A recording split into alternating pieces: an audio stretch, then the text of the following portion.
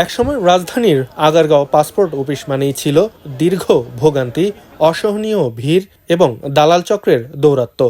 সাধারণ মানুষকে ঘন্টার পর ঘন্টা লাইনে দাঁড়িয়ে থাকতে হতো, পাশাপাশি নানা জটিলতা ও হয়রানির মুখোমুখি হতে হতো সেবাগ্রহীতাদের।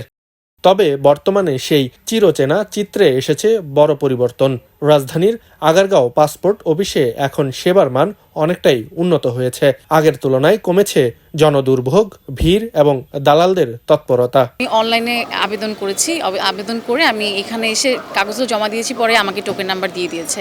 আগে আমি শুনেছি যে অনেক ভোগান্তি শিকার হতে হতো, দালালের চক্করে পড়তো, বাট আমি এমন কিছু ফেস করিনি। ছবি তোলার যে প্রসেসটা, এটা একটু স্লো আগাচ্ছে, বসে থাকতে হচ্ছে। এটা একটু যদি ফাস্ট করা যেত তাহলে মনে হয় একটু ভালো হতো। একটু উন্নতির দিকে যাচ্ছে, বাট আরো উন্নত করতে হবে। অনলাইনে আবেদন প্রক্রিয়া সহজ হওয়ায় এখন অনেকেই নিজেই পাসপোর্টের আবেদন সম্পন্ন করতে পারছেন। এতে সময় ও খরচ দুইই কমেছে। কোনো ধরনের ভোগান্তি না এবং এত কম সময় পেয়ে যাব আমি আসলে ভাবতে পারি নাই। অনলাইনে আবেদন করেছি সুপার এক্সপ্রেসওয়েতে, আমারটা এবং আমার 2 বাচ্চারটা, এবং আজকে সকাল 10টা নাগাদ হচ্ছে পাসপোর্ট রেডি হয়ে গিয়েছে এবং আমি আসার সাথে সাথেই পেয়েছি, কোনো রকম জটিলতা দেখিনি। তবে সব অভিজ্ঞতা ইতিবাচক নয়। মালয়েশিয়া প্রবাসী এক ব্যক্তি পাসপোর্ট করতে এসে হয়রানির শিকার হওয়ার অভিযোগ করেছেন। আমি একজন মালয়েশিয়ান প্রবাসী, পাসপোর্ট অফিসে বলছি আমি এটা দিয়ে, আমি যেহেতু জন্ম নিবন্ধন আমি আগে পাসপোর্ট করছি, এই আমার আগের পাসপোর্ট দেওয়া জন্ম নিবন্ধন আছে, সেটেলমেন্ট সার্টিফিকেট আছে, সব কিছু আছে। তো আমার আগের যেটা আমি পাসপোর্ট করছি ওই ডিটে আমার ফিরা করে দেন। তারা বলে না এটা হইব না, এটা আগে হইতো, কিন্তু এখন বর্তমান যাদের আইডেন্টি কার্ড হয়ে গেছে, আইডেন্টি কার্ডে যেমনি আছে এমনি হইব, কিন্তু আপনার এটা ভুল আছে, এটা সংশোধন করে নিয়ে আসেন। জন্ম নিবন্ধনের সাথে আইডেন্টি কার্ডের সাথে অবশ্যই মিল থাকতে হইব। জন্ম নিবন্ধনের কাগজে সার্টিফিকেট সব কিছু ঠিক আছে, পাসপোর্ট বানাইছি যে আগের যে ডেট সেটাও ঠিক আছে, কিন্তু এনআইডি কার্ডটা তারা ভুল দিছে।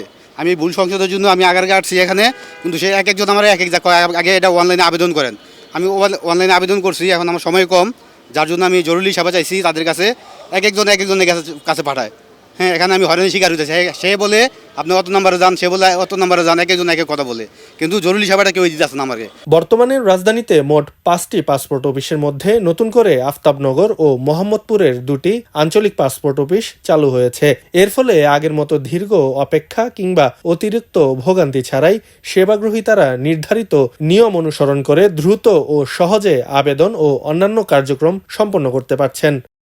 সেবা প্রক্রিয়ায় শৃঙ্খলা বৃদ্ধি, ডিজিটাল ব্যবস্থাপনার উন্নয়ন এবং নজরদারি জোরদার করার ফলেই এই ইতিবাচক পরিবর্তন এসেছে। এতে সাধারণ মানুষের মধ্যে স্বস্তি ফিরে এসেছে এবং পাসপোর্ট করতে এসে হয়রানির ঘটনাও আগের তুলনায় অনেক কমেছে। এছাড়াও দেশের বিভিন্ন অঞ্চলে 70টিরও বেশি অফিসের মাধ্যমে পাসপোর্ট সেবা প্রদান করা হচ্ছে, যা সেবার পরিধি ও সহজলভ্যতা আরও বাড়িয়েছে। তবে এই সুন্দর ও স্বাভাবিক পরিবেশ কতদিন স্থায়ী হয় সেটি এখন দেখার বিষয়।